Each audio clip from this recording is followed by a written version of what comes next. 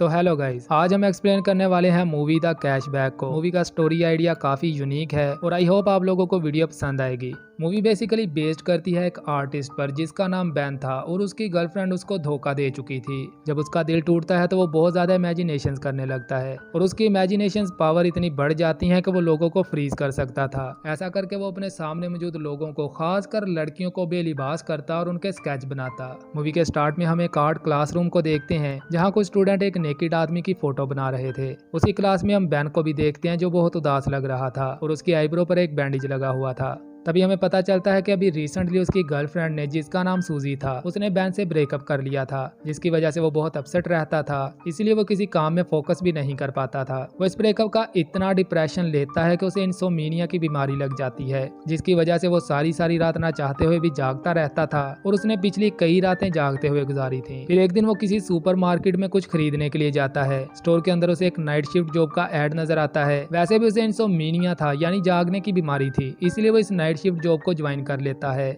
इसी स्टोर में 4 और लोग भी काम करते थे, जिनमें से एक लड़की भी थी। उस लड़की का नाम शैरन था। बैन जब पहली बार शैरन को देखता है तो वो उसे चाहने लगता है, मतलब उसे लव एट फर्स्ट साइट हो जाता है और हम कह सकते हैं कि शैरन को भी वो पसंद आया था। इसके अलावा 2 और लड़के भी नाइट शिफ्ट जॉब में काम करते थे, जिनके नाम मैट और बैरी थे। वो दोनों बहुत शरारती थे और हमेशा स्टोर में आने वाली औरतों के शॉपिंग बैग्स में टिम्पम छुपा दिया करते थे, जो कि लड़कियां प्लेजर्स के लिए इस्तेमाल करती हैं। और काउंटर पर चेकिंग के दौरान जब वो चीजें निकलती हैं तो वो दोनों लेडीज को जज करने वाली नजरों से देखा करते थे, जैसे क्वेश्चन कर रहे हों कि जब हम अवेलेबल हैं तो इन सब चीजों की क्या जरूरत है। फिर भी कुछ कस्टमर्स वो चीजें खरीद लिया करते थे।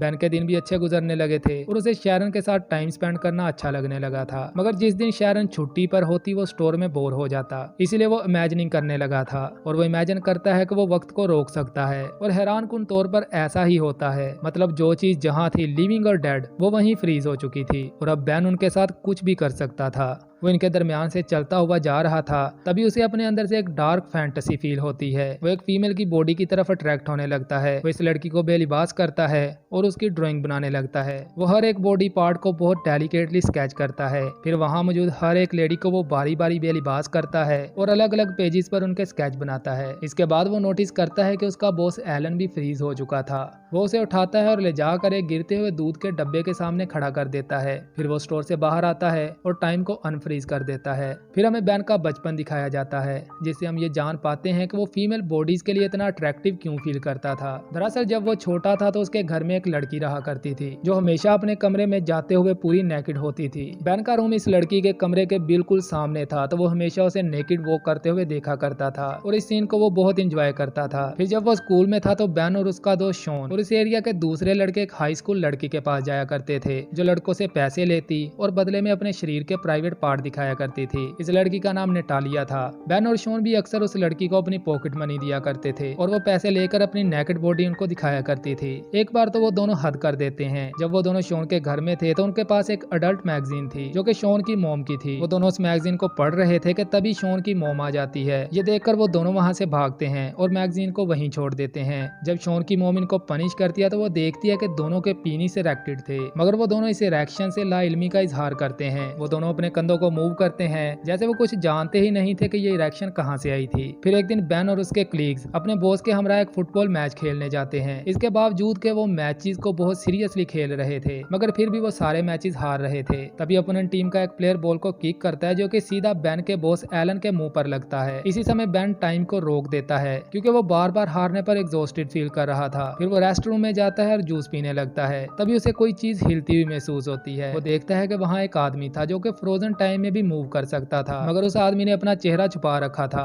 और बैन के पास आते ही वो वहाँ से भाग जाता है। इससे बैन को समझ आती है कि कुछ और लोग भी हैं जो फ्रोजन टाइम में मूव कर सकते थे। फिर बैन टाइम को अनफ्रीज करता है और बाहर आकर देखता है कि उसके बॉस का बहुत ज्यादा खून निकल रहा था। इसके बाद हम देखते हैं कि शैरन और बैन एक साथ डेट पर जाते हैं और डेट के बाद बैन शैरन को उसके घर छोड़ने जाता है। शैरन ने घर के अंदर जाने से पहले बैन को किस किया और फिर वो घर के अंदर चली गई। अगले दिन एलन सभी स्टाफ मेंबर्स को इकट्ठा करता है और बताता है कि वो हारे गए मैचेस का सदमा भुलाने के लिए सबको एक प्राइवेट पार्टी दे रहा है जहाँ वो स्ट्रिपर्स को भी इनवाइट करेगा और ये कि उस पार्टी में सभी स्टाफ मेंबर्स को आना पड़ेगा। इस पार्टी को लेकर शैरन बैन के पास आती है और पूछती है कि क्या वो पार्टी में उसकी डेट बनकर जाना पसंद करेगा। बैन के लिए तो ये एक गोल्डन चांस था कि कोई लड़की उसे पार्टी में अपनी डेट बनने का बोल रही थी और वो भी ऐसी लड़की जिसको वो पसंद करता था, तो वो फौरन हाँ बोल देता है। दूसरी तरफ हम देखते हैं कि मैट और स्टीफन इस बार एक नई शरारत करते हैं। वो एक बहुत बड़ी कंपनी के रेफरेंस से बैन को कॉल करते हैं और बताते हैं कि उसे एक जॉब के लिए अपॉइंट किया जा रहा है। बैन बहुत खुश हो जाता है और पार्टी में जाने से पहले वो ये बात शैरन को बताता है। फिर वो दोनों एक साथ पार्टी में गए और देखा कि वहाँ और भी बहुत सारे लोग पार्टी में इनवाइटेड थे और एलन ने वहाँ स्ट्रिपर्स को भी बुलाया हुआ था। मगर बैन के लिए प्रॉब्लम हो जाती है क्योंकि बैन इस स्ट्रिपर को जानता था, क्योंकि ये वही सेम लड़की निटालिया थी जो कभी लड़कों से पैसे लेकर अपने प्राइवेट पार्ट दिखाया करती थी। बैन भी अक्सर उसके पास जाता था, इसलिए वो नटालिया को देखकर थोड़ा घबरा जाता है कि कहीं वो ये बात शैरन को न बता दे, मगर वो ऐसा कुछ भी नहीं करती। इसके बाद बैन देखता है कि उसकी एक्स गर्लफ्रेंड सूजी भी इसी पार्टी में मौजूद थी। दरअसल वो एलन के भाई की गर्लफ्रेंड थी और उसी ने सूजी को पार्टी में इनवाइट किया था। वो बैन के पास आती है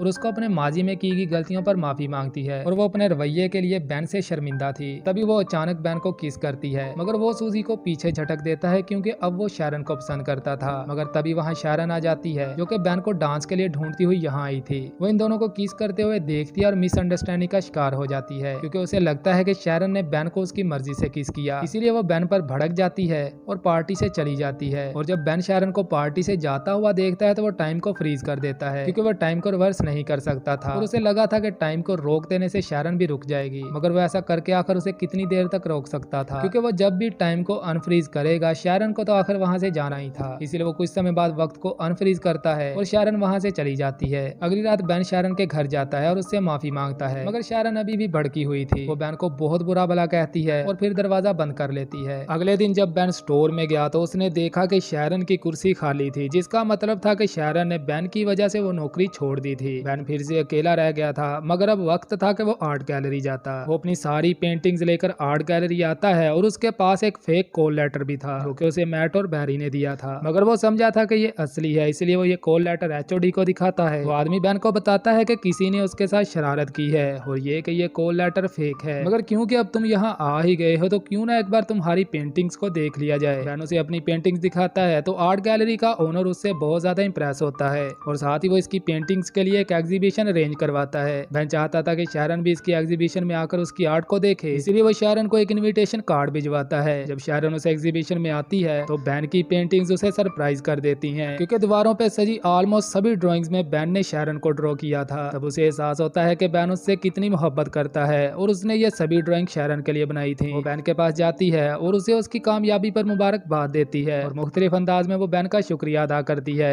यानी वो उसे किस करती है। और बैन तो वैसे ही फीमेल बॉडीज के लिए अट्रैक्शन रखता था, इसीलिए वो इस पल का मजा लेने के लिए वक्त को रोक देता है, मगर इस बार रुके हुए वक्त में शैरन मूव कर सकती थी क्योंकि बैन ऐसा ही चाहता था। वो शैरन को अपने साथ लेकर बाहर जाता है और वो देखती है कि आइस फॉलिंग भी अपनी जगह पर फ्रीज हो चुकी थी। बैन अपना सीक्रेट शैरन के साथ शेयर कर चुका था और अब वो भी पहले से कहीं ज्यादा बैन को चाहने लगी थी और फिर वो दोनों एक दूसरे को किस करते हैं और ये कहानी इसी ब्यूटीफुल सीन पर खत्म हो जाती है। इसी तरह की और अमेजिंग स्टोरीज के लिए हमारे चैनल शामी मूवी एक्सप्लेन को विजिट करें और अगर वीडियो पसंद आई तो वीडियो को एक लाइक जरूर दीजिएगा, इससे हमें बहुत मोटिवेशन मिलती है।